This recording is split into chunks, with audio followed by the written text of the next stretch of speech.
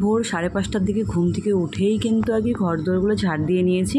তারপরে ঘরের দুয়ারে জল দিয়ে নিয়ে তারপর চলে এলাম ফ্রিজ থেকে এই মাছগুলো বের করে নিতে। গাইস, তো কালকে এই মাছগুলো আমি নিয়ে এসেছিলাম রাত্রেবেলা, তো আজকে সকালে রান্না করবো দেখে। কারণ তোমাদের দাদা ভাইয়ের জানো তো, সকালে মাছ আনতে গেলে, কারণ ও চলে যায় 9টার সময় আর তখন দোকান খোলে, তো মাছটা কখন নিয়ে আসবো কখন রান্না করবো, সেই জন্য আমাকে মাছটা বেশিরভাগই আগের দিন নিয়ে আসতে হয়। তো এদিকে দেখো বরফ হয়ে আছে কিন্তু, সেজন্য কিন্তু আমি এখন কিছুক্ষণ রেখে দেবো। কিছুক্ষণ বলতে ঘন্টা, 1 ঘন্টা 1.5 ঘন্টা 2 ঘন্টা প্রায় লেগে যায় বরফ ছাড়তে।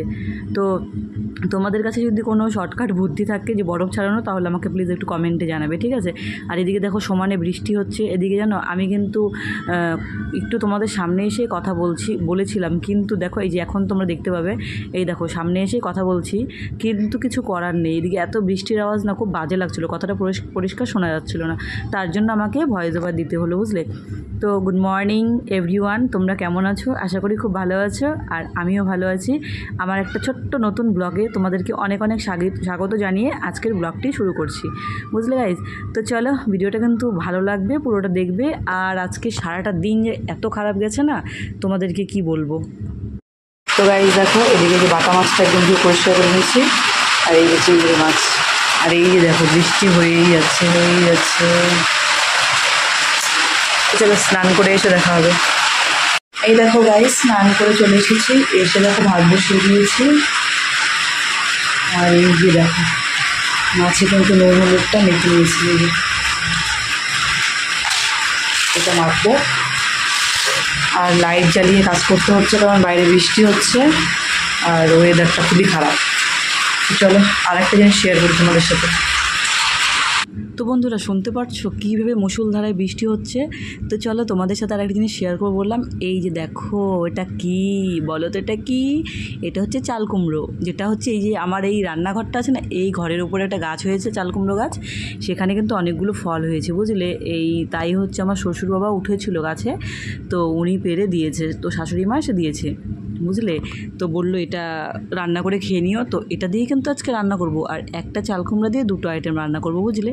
তো সেটা তোমাদের সাথে শেয়ার করে দেবো, ঠিক আছে?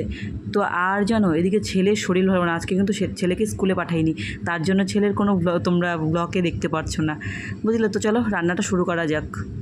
তোমাদেরকে বললাম না যে আজকের দিনটা খারাপ, সত্যি মানে কি বলবো, এত সকালে উঠেছি, এটা মনে হয় আমার ভাগ্য আজকে ভালো, তার জন্যই উঠেছি। কারণ আজকে যে সারাদিন কারেন্ট থাকবে না, সেটা কি আমি জানতাম বলো? আমি আদেও জানি না, কিন্তু ভগবানের কৃপায় সকাল সকাল উঠে গেছি, স্নান টান সমস্ত কাজ সেরে নিয়েছি। আর এদিকে কিন্তু রানিং ওয়াটারও কিন্তু চালু করে দিয়েছিলাম, মোটরটা চালু করে কিন্তু ট্যাঙ্কিতে জল ভরে নিয়েছি, বুঝলে? কোনো অসুবিধা আজকে হয়নি।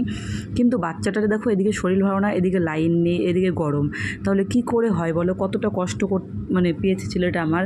তারপরে সারাদিন কি করব, ওভাবেই কিন্তু কাটালাম। আর সবথেকে খারাপ একটা মানে হয়েছে যেটা আমার সাথে, সেটা হচ্ছে ভিডিও যেন আমি আপলোডে বসিয়েছি আর থাম্বনেল বানাচ্ছি, তখনই ওই মুহূর্তেই চলে গেল লাইন। আর এদিকে তো আমার মোবাইলেই তো রিচার্জ করা ছিল না, শুধু ওয়াইফাই থেকেই ভিডিও আপলোড দিচ্ছিলাম, যার জন্য কালকে ভিডিওটা কিন্তু আপলোড আমার একদম দিতে দেরি হয়ে গেছে। মানে সকালে দিয়ে আমি ভিডিও আপলোড, কিন্তু কালকে দিয়েছি আমি প্রায় 7:30 8টার কাছাকাছি মনে বেজে গেছে কালকে আমার ভিডিও আপলোড দিতে, বুঝলে? তো যার জন্য আমার কী বলবো, মানে খুব মনটা খারাপ হয়ে গেছে। তো ছেলে বললো কি, মা কিছু হবে না, তুমি পরেই দিও, লাইন আসলে তখনই দিয়ে দিও। আমার আর তো কিছু করার নেই, যেহেতু মোবাইলেও আমার হচ্ছে নেট নেই, তো কি করব, কিছু করার নেই। তো তার জন্য কালকে এত দেরি হয়ে গেছে, বুঝলে? আর এদিকে মনটা আমার খারাপ হয়ে গেছে। তো চলো দেখো, এদিকে গল্প করতে করতে কিন্তু এদিকে কিন্তু বিছানা তুলতে চলে এলাম তোমাদের সাথে।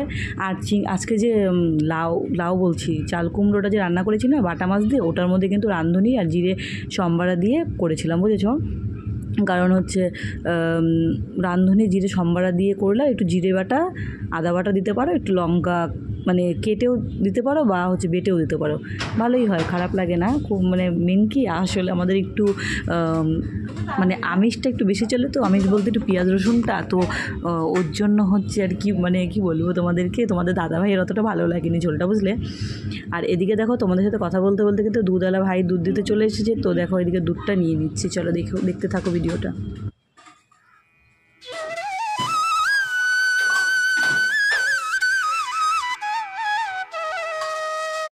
হ্যালো গাইস, অনেকক্ষণ পর এলাম তোমাদের সামনে। আর তোমাদের দাদাভাই কিন্তু কাজের থেকে চলে এসেছে। এখন বাজে রাত্রে 10টা।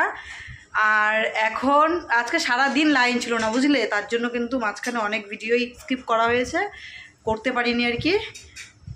আর এখন দেখো রাত্রের খাবারে আজকে কি আছে জানো? ইলিশ মাছ আছে, যেটা আমি একদমই খাই না কাটার ভয়ে। তোমরা হয়তো হাসবে শুনলে। তো যাই হোক, আর এখন গন্ধ পাতা বা গন্ধুলি পাতা, যেটা মানে তোমরা হয়তো অন্য কিছু বলো, সেটার বড়া করছি। তো বড়াটা করছে কি সেটা তোমাদের সাথে শেয়ার করবো, ঠিক আছে? তো চলো ভিডিওটা দেখতে থাকো। মনে হয় না আর রাত হয়ে গেছে, ভিডিওটা বেশিক্ষণ করবো না। তো ভিডিও যদি ভালো লেগে থাকে অবশ্যই লাইক, শেয়ার অ্যান্ড সাবস্ক্রাইব করতে ভুলো না গাইজ। আর কমেন্ট কিন্তু অবশ্যই করবে যে ভিডিওটা কেমন লাগলো, ঠিক আছে? তো চলো তোমাদের সাথে শেয়ার করে দিই। তো গাইজ দেখো, এই যে কারা দেখো করছে। হ্যাঁ হ্যাঁ হ্যাঁ, ওকে ওকে, ঠিক আছে ঠিক আছে।